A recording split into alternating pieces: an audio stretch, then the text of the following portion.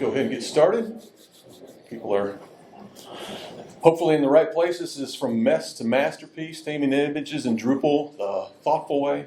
Used to say the smart way initially. I thought that sounds kind of arrogant, so I'm just hopefully thought through this a little bit more than some maybe. Done it a couple of times, and so hopefully I can give you some hard-earned best practices that you can take and make your sites better with.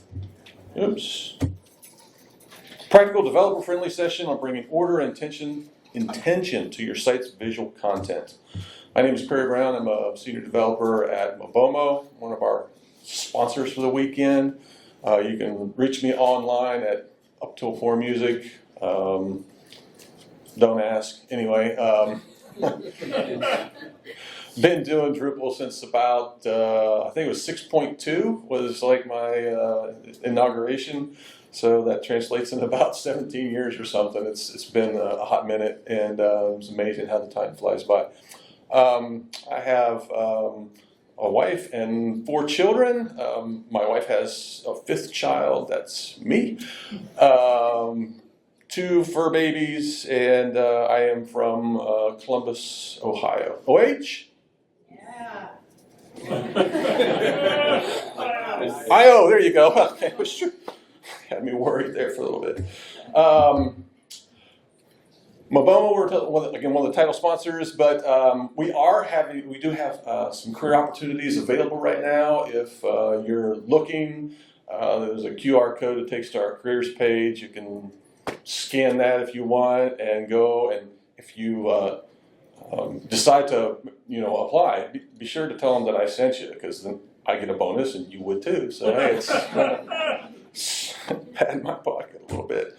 All right, so let's talk about this. I did have this initially labeled as the problem, but this is actually just the symptom. We've got this pandemonium on our sites, and I'm sure if you do any content editing and you get in there and you mess with the images, you've seen some of this stuff, right? Things can get messy really, really quick. There's all kinds of different crazy crop styles and different responsive image setups and different display formats, and you look at the media page and it's an absolute mess. Some of that is inherent in images, right? I mean, we get a lot of images on our sites. It is a huge amount of the content that is served over the internet these days. Some estimates depend on who you look at. Like, there's different archive sites that'll show you like approximately 60% of content that is served from websites is image-based. And so this is it's a topic that it's probably good for us to have a pretty good grasp on, to implement some best practices on our sites so that we are respectful of our site visitors, right? We want them to be able to come and have a great experience, but we don't want to burden them, with huge load times, file sizes that are astronomical and whatever. And so, again, this is not really the end of the problem, though. This is the symptom of what's going on. The problem is that there's this inherent conflict with images, right? Images are raster, they're bitmaps. They are a big bunch of pixels, from maybe a small amount to a big amount, but it's a large file size. I mean, the larger the image is, the larger the file size is going to be, right? So like an 8K JPEG, right? Big 8K TV size image that you might want to consider supporting. It can be anywhere from 9 to 24 megabytes, and actually beyond that. That's just kind of an easy to grasp number. It can be up to 36 if you really don't do any compression, that sort of stuff. So those are huge files. We like those big files for the way that they look, right? They look great, whether it's on a small phone or a big TV or whatever. Those are good looking files, but they're big. Low resolution images, they don't scale up, right? You can't start with a really nice thumbnail view and get that big image. It just doesn't work. It's this pixelated, if you can even, you have to probably use CSS to make it scale, but it's going to be terrible looking. So that's really the battle that we fight, is trying to balance how do we have really good looking images, but be respectful of the file size and things that come along with that. So there's a couple of solutions that we could explore. Number one, use vector images, okay? Don't use raster-based images. These are, mathematical definitions. They are not a bunch of pixels, and so the file sizes are proportionally much smaller, right? Because it's just a little bit of math, and that scales up and down, and it's great. So very scalable, very small file sizes. The big con to this is that it's really only tenable if you're not using something that's like picture-based, right? If it's an illustration or a logo or something like that, great. SVGs, maybe even PDFs. There's issues with PDFs, but that's also a vector-based system. Those could be solutions. That's not what we're looking at today, though. We're moving on. Solution one, solution two, serve a low resolution image. Just give in, right? Start at the bottom and don't worry about it. I'm gonna have bad looking images. This is gonna be, fast. They'll download pretty quick. You can use up a lot of, it can be cheap because you're not, by cheap, I mean cheap for your audience. If they're on, Wi-Fi or something that's metered, people still do that, right? Or not Wi-Fi, cellular that's metered. It's going to cost them, the larger the images are. So it's good for them. Of course, the cons are, it looks bad, right? I mean, there is the limited number of combinations that image is going to look good is pretty small. So you've got a combination of both the small dimensions, right? And the fact that it will pixelate when it does blow up. And you're probably also underutilizing the screen real estate. If you have a 640 by 480 image and you want somebody's got a 5K display on their laptop, or on their desktop, that's a really small image on that display. You're not using up much of it. They're not getting their money's worth out of their display looking at that image. So let's not go with that for right now. Let's go on, look at number three. This one has some merit to it. Serve the largest, highest resolution image. This used to be the way it was done, right? Once we kind of realized that small images get all pixelated and nasty, we just went this other extreme. Let's serve the biggest one that we've got. And you see this really all the time. This works because downscaling is easy, right? We can take that great big huge image. It's, 4320 by 2160 in number of pixels, and you can display it on, a regular size phone and it'll look fine. It'll also probably still look good, upscaled a little bit if you put it like on an 8K TV or something like that, where it will have to get a little bit bigger.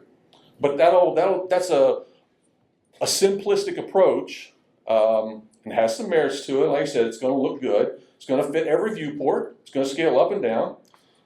Obviously, the downside is that it's slow, right?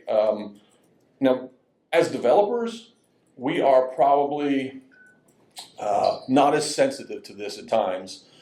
You're on your, M4 MacBook with a 5K resolution screen and, a 1 gigabyte connection. Whatever you throw at it, it's going to be fine. But that's not everybody's experience. A large portion of the world still has 2G, right? 2G. And they're on a phone that is 5 or 6 generations old, maybe. I don't mean it's that old. It's just it's like the 18-year, that's not right. An 8-year-old phone. It's 8 generations old. It's just the technology that it's built on.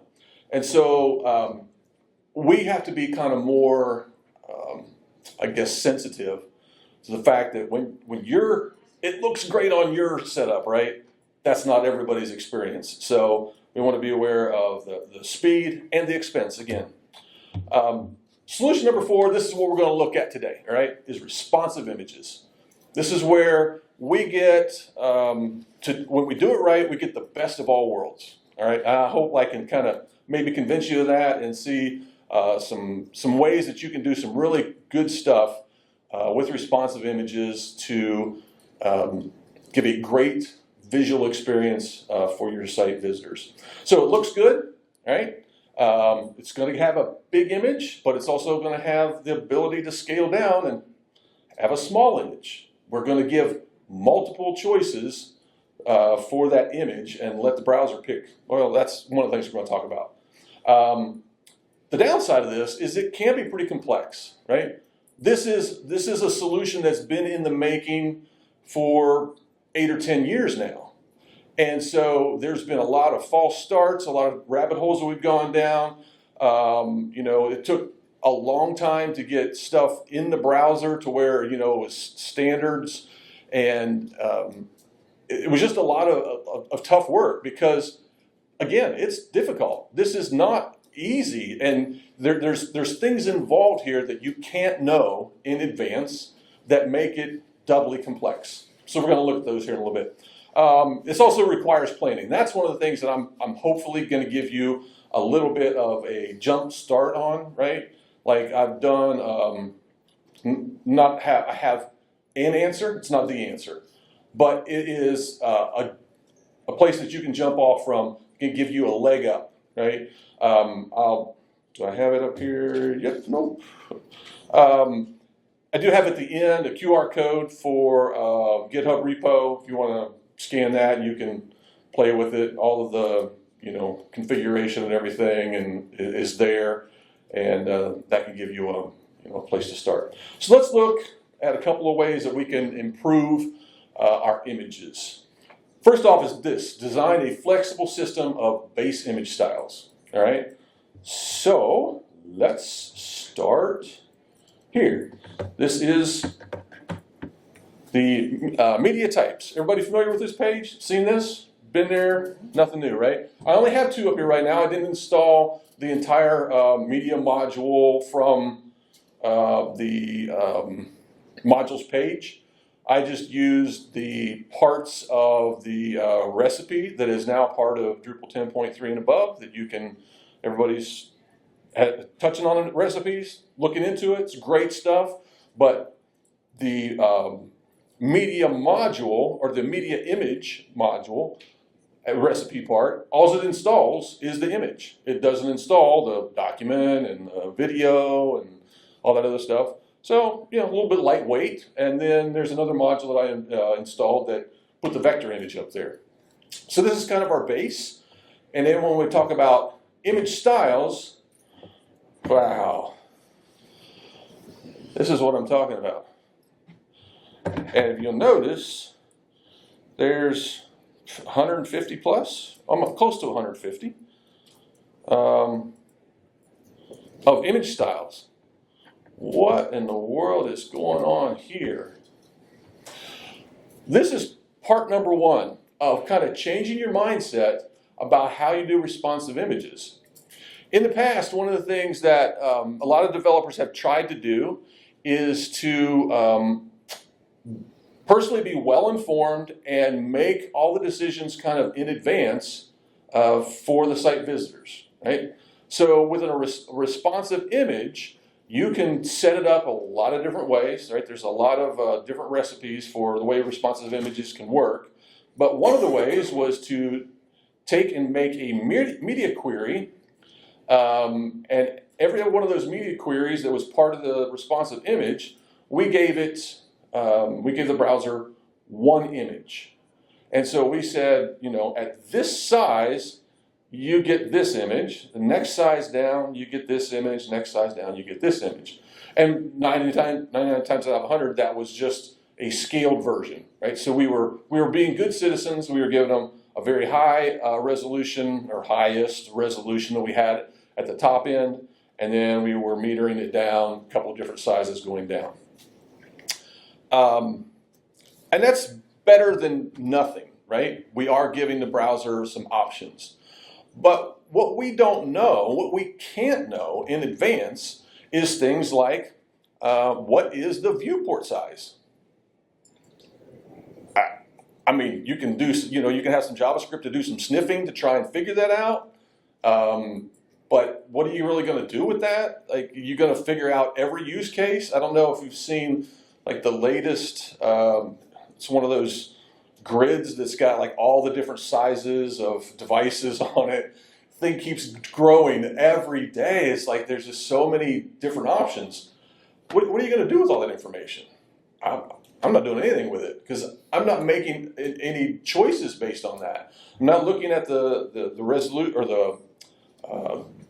the viewport, also the resolution, right? So you've got like, multiple pixel per inch or DPI devices.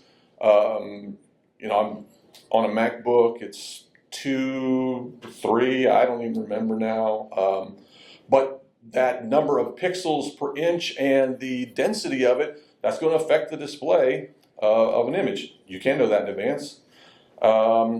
The network, right? What kind of connectivity do you have? Are you on that 2G connection? Are you on that 1 gigabyte connection? You just can't know these things in advance. But what does know that? When visitors come to your site, what is the piece of equipment that they have before them that does know all of those things? It's their browser.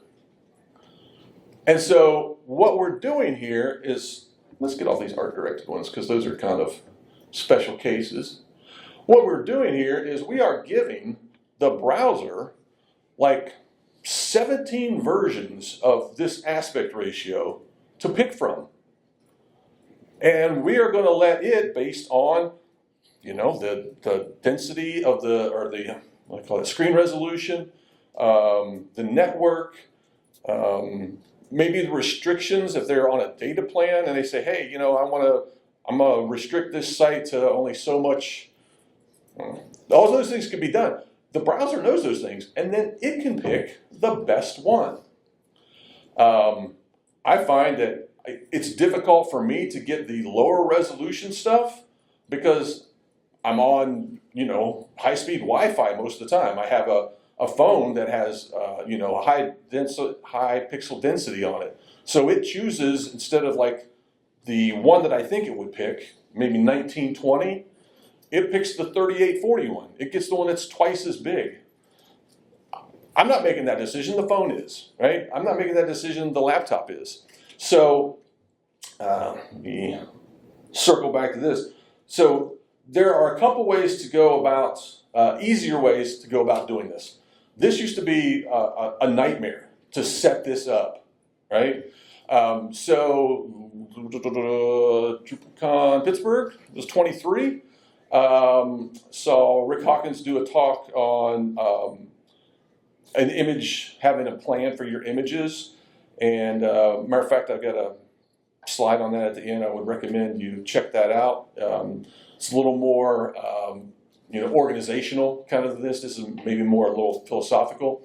But one of the things he showed was a module that does, let's see if I can, where's my modules? Here it is. Come on.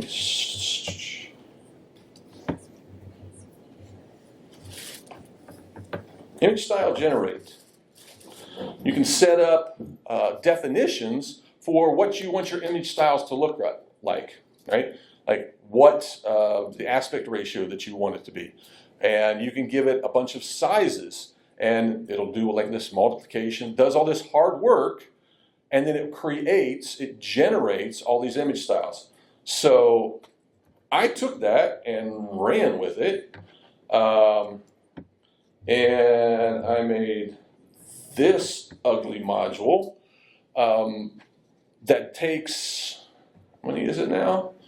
20 different aspect ratios, and it will generate all of these series of image styles for you. Now you don't have to use them all. I recommend that you don't. But you have options, right? You have landscape from 32 to 9, which is like 3.5 to 1. It's really wide, right? Really not very tall. All the way to portrait, which is a 1 to 2. So it's pretty vertical. And then a bunch in between. And they're all based on a lot of the common aspect ratios that show up on, there's a page on Wikipedia that talks about, aspect ratios on movies and devices and stuff and whatever. So I just grabbed a bunch from there, made this up so that, again, you can very easily say, okay, I know that I want, a landscape 4/3, very common, right? All you got to do is click it, install it. It goes and it will generate. It uses the migrate module to actually run its code. So you have to install it, and then you have to go run the migration. So there's a little bit of friction there. It's not the easiest thing in the world. So when recipes came out, I turned the whole thing into a recipe that you can just apply. And every one of those different aspect ratios is a separate recipe. So you can just, again, pick a couple that you want. I don't recommend you do them all, but you do you, right? It's free will. And you can apply those recipes to your site, and you get all of the image styles that come with that. You also get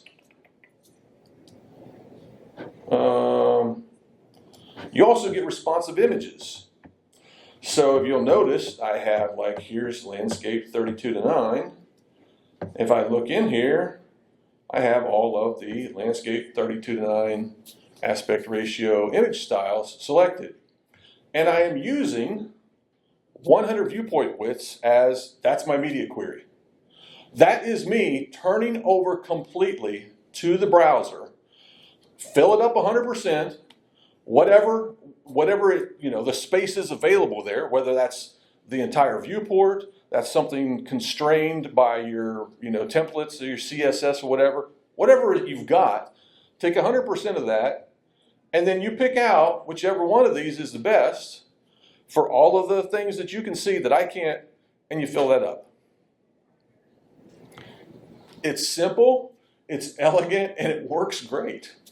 Now, this could be overkill, all right? I'm very well aware of that. And how I came across this kind of idea was, if you look at Cloudinary, they've had this image optimization thing. There's an API for it, but you can just go in and you can just manually take an image, right? And you can upload it, and you can tell it based on this image, I want seven different derivatives, and each one of those derivatives, I want it to decrease in size, in the pixel, not the pixel count, in the file size. I want it to decrease by 10K, right? And so that 10K variance, or 20, or whatever you decide to do, it makes a big difference in which of the images that come with that now are going to be downloaded by the browser. Well, there's a lot that goes into having that work, and it's going to vary. The number of images that you would get. You can say, I only want a maximum of 20, but I want the step between them to be, again, 10K. It might max out at your 20 on some images. Others, the more simplistic they are, it will generate fewer images. So this was not really a long time work, or a workable strategy. So to switch that around, instead of doing it by the file size, just to do it by the file dimensions. And if you see on every one of these, they have the actual dimensions written right in there, right? 32:9 size 64. It's 1024 by 288. Makes it really easy for us to figure out, to look at it and see, what's involved here. But all of those calculations, if you'll notice, here, let me go back to this page. Yeah, they're the size 8 of any of these is 128 pixels wide. It's just going to be the height that changes depending on the aspect ratio that's involved, right? So 32 by 9 or 32:9 is 128 by 36. And this one's, hey, look at that. Twice its size, 128 by 72. So does it make sense? Everybody kind of follow along with what we got going on here? All right, so we've got all these image styles to choose from. We've got responsive images that are taking advantage of those. This is also generated by the recipe. And, you know, for each of the aspect ratios you choose, you're going to get all those, the image styles. You're going to get a responsive image that uses all those styles. And you're also going to get a view mode that allows you to use that same responsive image. And that is something that you can use all over the place on your site, right? So anytime you go, you've got an image, a media-based image that's on your article content type, right?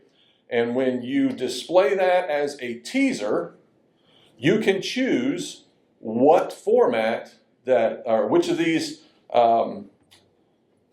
view modes is going to show for that teaser kind, right?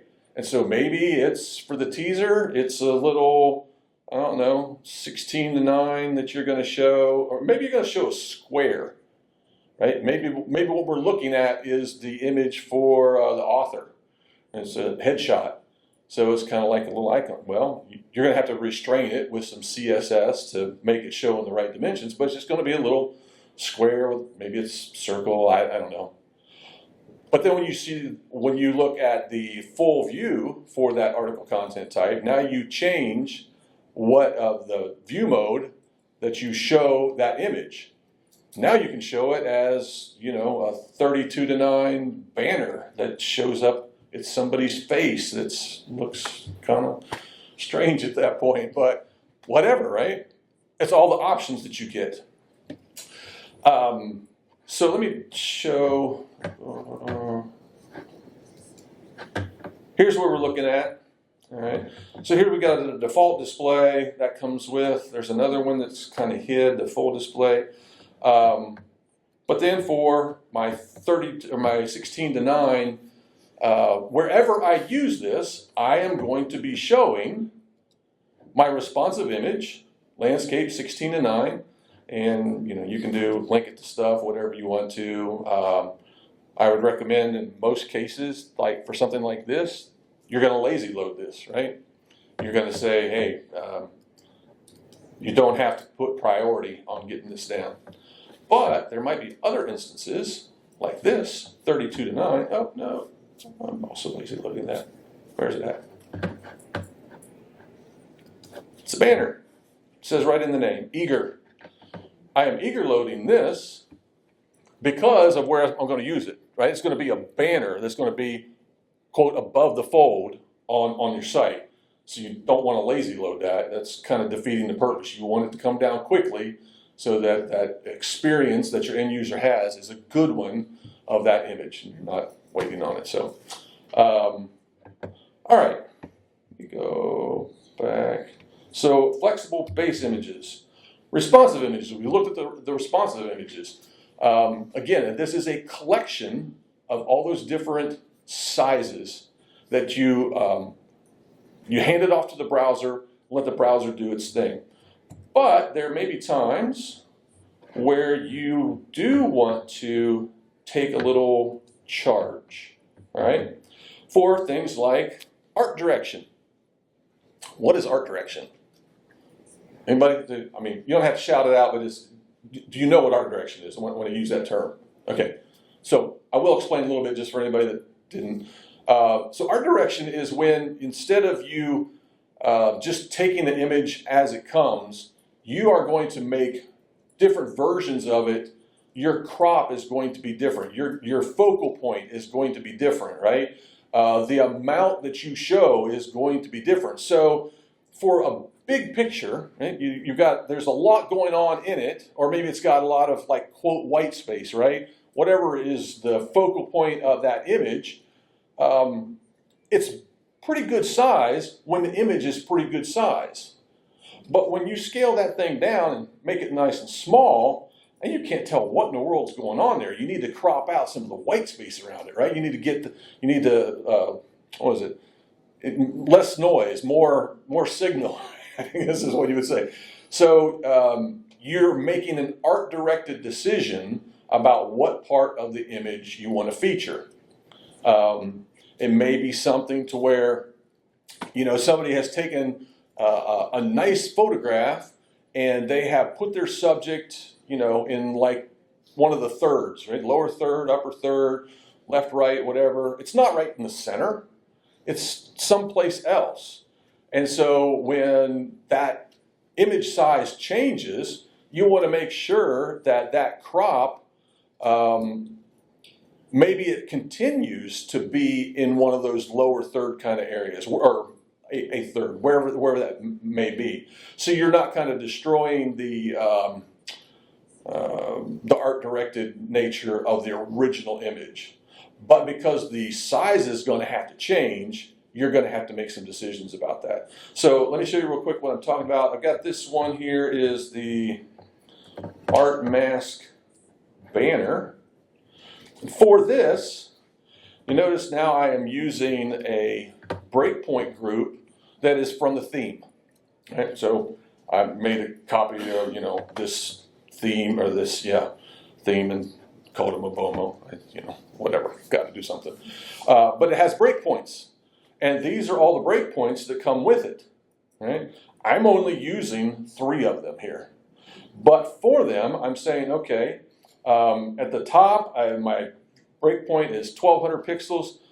For there and up, we're going to use this mask. Right? This is my one of my image styles.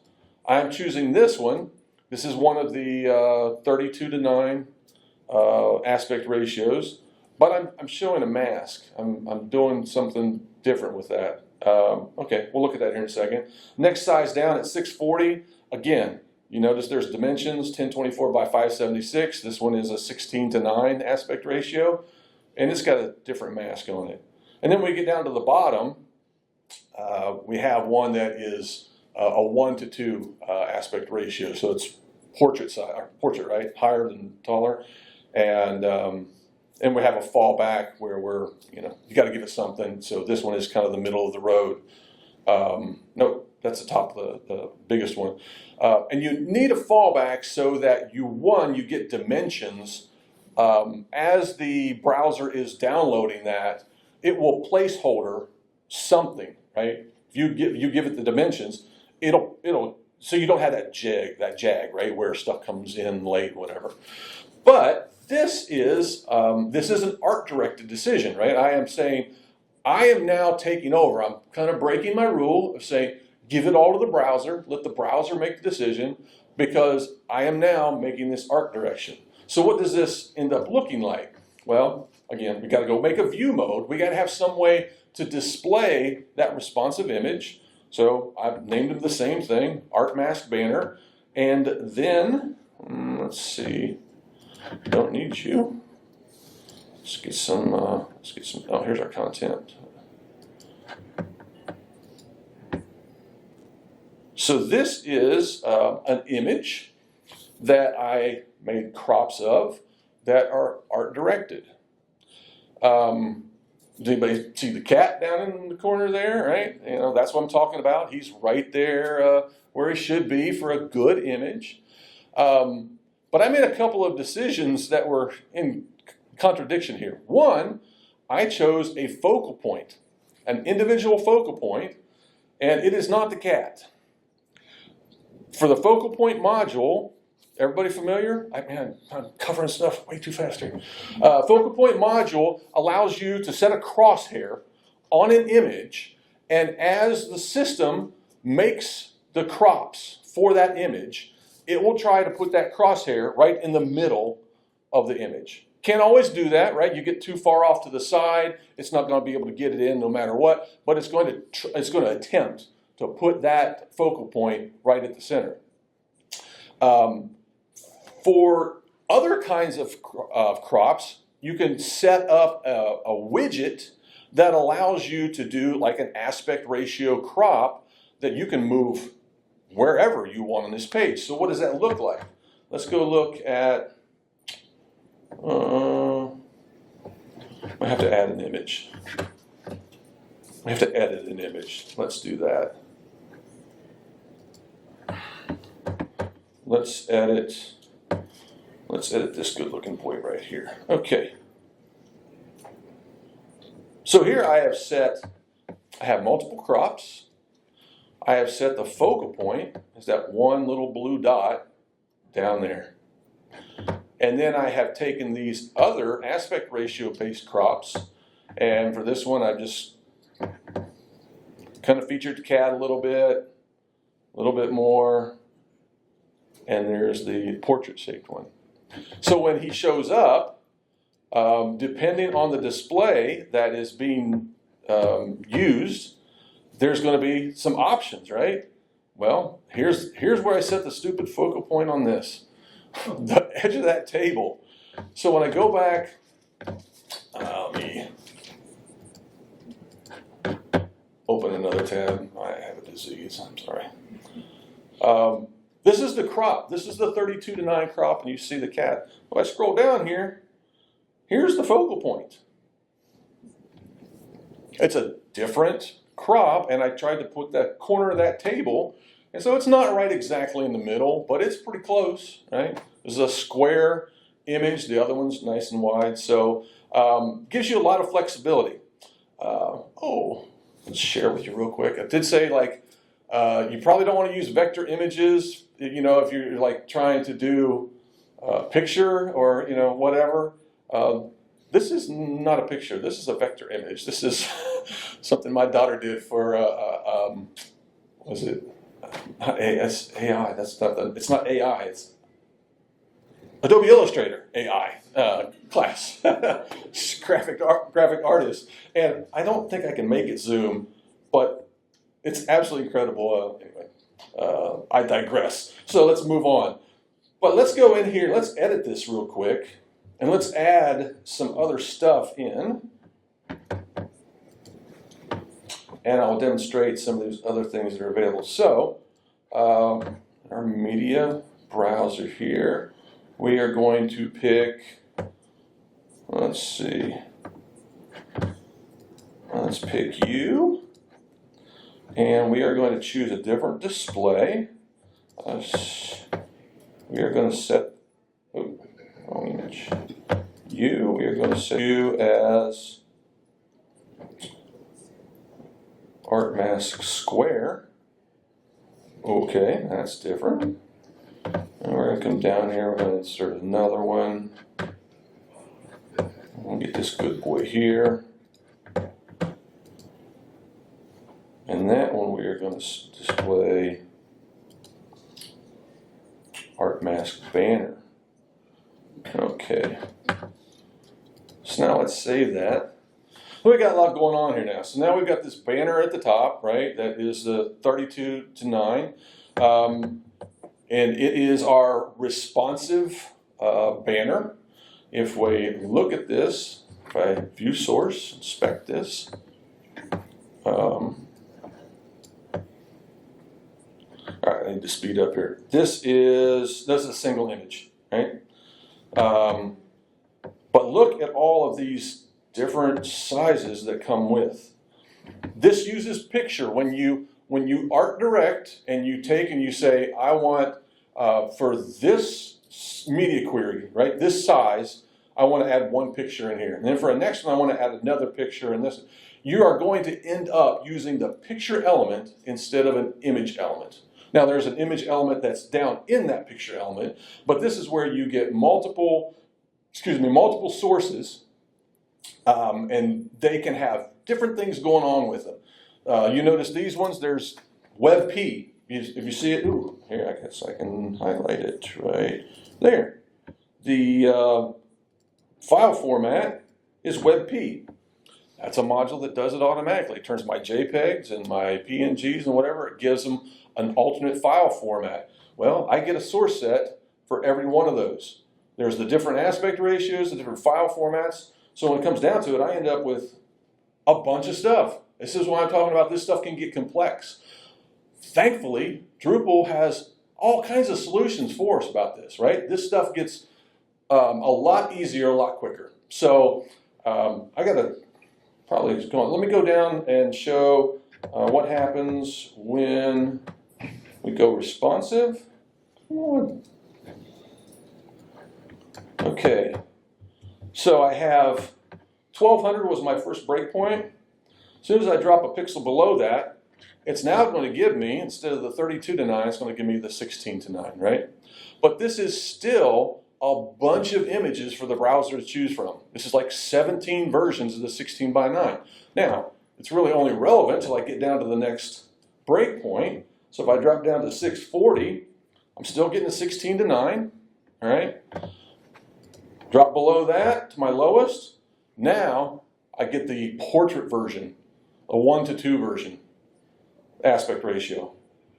And again, we've got the focal point, we've got the manual crop that we did on this image. That's the manual crop to put the little kitty right there in the lower third. Same thing with this manual crop, same way with this manual crop. The focal point itself, the magical focal point, it's way over here in no man's land. So when I scroll down, I still have a smaller version of a square image, trying to get that focal point in the center. And then when I come down here, I get a scalable SVG that looks great in any size.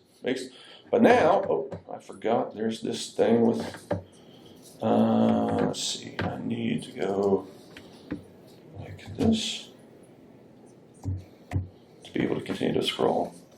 Yeah, there we go. So now I get, this is a art directed, I did a different mask, right? I masked this so that I got this round image. And that's an image effect that you can add to one of your image styles. So you can do a lot of juggling, you can mix and match, you can throw them all together, or maybe you can do them kind of, take some time and plan it out. I did not plan this a whole lot. I mean, not as much as I have in the past because, kind of thrown it together. But if I demonstrate, let's see, come on back up here.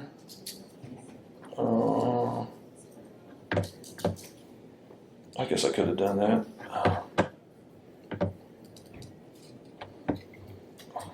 There's my different mask, right?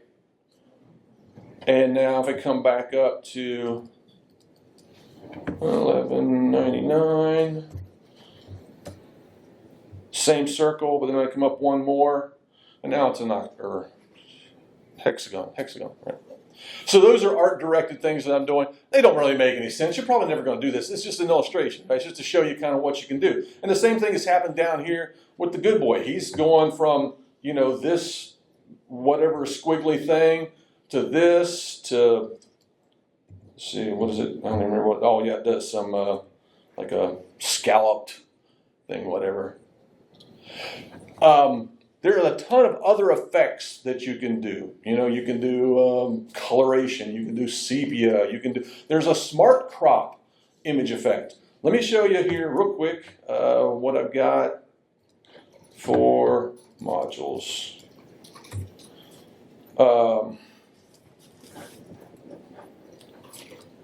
Oh, AI. How did I have a talk without AI? AI image text, right? Ooh. So if I come over here, my kitty's already got, let's add a new, come on, media, let's add an image, and let's grab,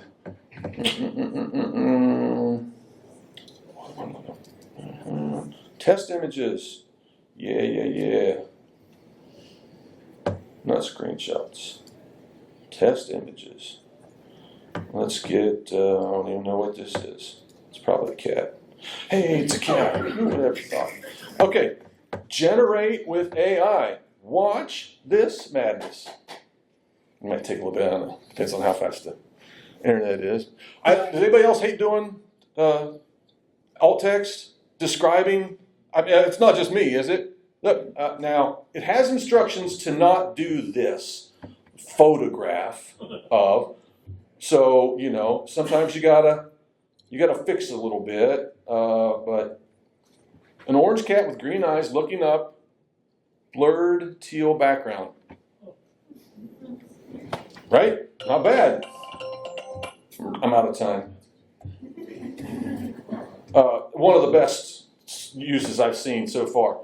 I'll show you a crops real quick. So this is the focal point. I always like to try and just do right there between their eyes or so. Yeah, looks about good. You know, not a lot of variance there. Okay, so good. And then one of the last things, kind of covered all that, is organizing taxonomy. Real quick, so all I did was add a simple taxonomy to my images that you can, you can generate, what do they call that, the, I don't even remember version, but you can add terms, right? So I can come down here and I can start looking up, oh, cats is already there, great, I'll just use cats. And then when I save it, now when it goes in, I have different media folders, right, that I can kind of sort by. Wait, I thought I had dogs. Yeah, so that brings some organization to your media library. Obviously, you can use more tags, you can use more taxonomies. I recommend to kind of limit it, maybe. You may want to do, a curated taxonomy where somebody has an administrative kind of level, they can go and they can add tags. That may be something depending on what it is. Or, an open kind of taxonomy where the editors, they can go and they can add their own tags and create new ones, right, on the fly. Brings a lot of organization to your media library. So let me see where we're at here. Okay, conclusions, do these things, you'll get that. Resources, here's the QR code if you want the GitHub repo.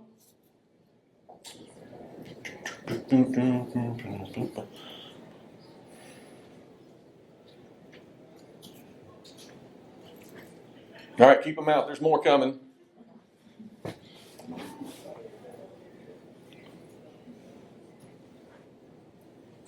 Very good? Holler. 3, 2, 1. Okay, here is the DrupalCon Pittsburgh talk by Rick Hawkins. His standardizing with an image plan, a lot more structured than this. This is just me rattling, right? His is, but it's great. And I would say you need to probably watch that one first to get, maybe a higher level view of some of this stuff, and then dig into the weeds with this, with what I'm doing here, suggesting to you. Everybody ready? Next one.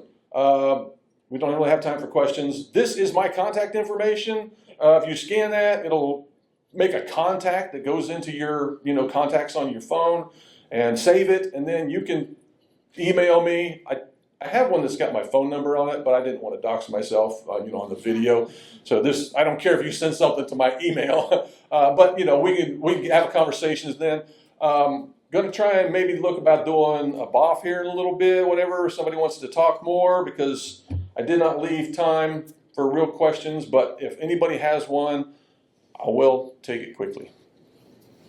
What's working behind the scenes on that AI-generated alt text? It is a series of modules. It's got, let's see. So the AI alt text is the main one there. It uses AI image or AI, just AI. It's and you have to have a provider. So I used Google Gemini. It's free right now, right? You can just go and sign up for a Google Gemini key, plug it into the Gemini setup. That's not in the repo, by the way. It's currently free, but I'm not giving you mine because who knows when that's going to change. And then you just set it up and it works beautifully. There's also this bulk one. You can, if you upload, I did have a demonstration of bulk uploading with, what's it called, Drop Zone. It's a JavaScript library. You can just pull in like a whole 20 images and it'll upload them all, and you can do that stuff with it. And then you can go back and you can bulk edit the the alt text with the AI too, so that's kind of really nice. Yes? Just really quickly, how did you add the mask? The mask, it is one of the image formats. Let's go, it's an image style. So you see them here. I kind of label them so that they hover together. These are all things that are art directed. So where's my masks? There they are. So I've got a circle one that's like 32 pixels, just for like doing images for users or whatever. Here's one. Here's the easiest one. So it is a. So it came with the recipes? No, this is, get the repo, because like, I got all of my, everything in my composer file. There's all the modules that are installed. But yeah, the AI stuff, the masking, these are filters that come from, I think, ImageMagick. You'll notice one of the filters that is in here is to, what's it called? Convert, right?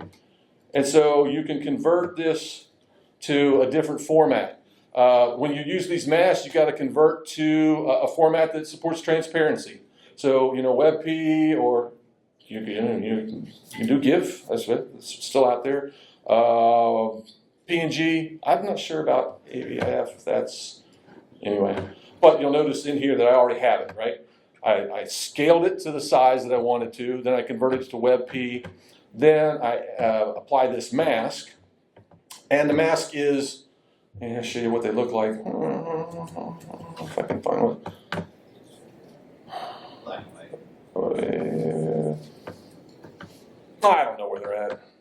Is it just standard mask though, like black and white? It's just a black and white, yeah. It's like what you want to show through is white. What you want to mask is be transparent is black, and you can have gray scales in between, and it does its thing. So, all right. Can you put the repo once more, please? Thank you. Yeah, there's the repo. If you have it as a JPEG and then you run it through a convert into like a PNG, is it saving 2 instances in your media gallery? Yes, it is making another version. I personally, the WebP that comes with Drupal core, it does this thing where it just appends the file format string on the end. It puts WebP on the end. So it has like 2. It's got .png, .webp, or .whatever. It works, but I've got other things going on with my file structure that I don't like seeing that. So there's the contributed module that's also called WebP. It just makes a WebP version of all your stuff automatically. It's a beautiful thing. And so if you're using a responsive image, whether that's a single one that you're showing with all the 18 different versions, it'll make 18 different WebP versions also, and there's different sizes. So it's kind of cool. Thank you all very much. See you at the talk or whatever.